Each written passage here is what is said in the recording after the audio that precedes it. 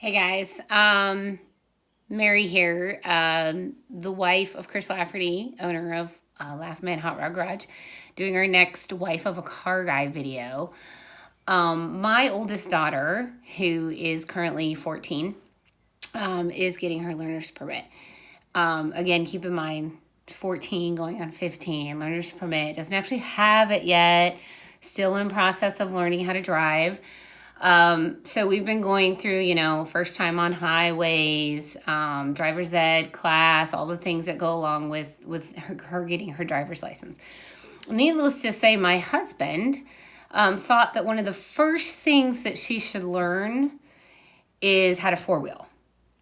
So now my 14-year-old daughter, who doesn't even have her driver's license yet, has been four-wheeling herself in control behind the wheel, nonetheless in my car and through my yard, believe it or not. So, interesting content that had presented itself to share with you in a video. Again, not uncommon, probably for fathers who are car guys, but maybe not the best idea. I don't know. I'll let you be the judge of that.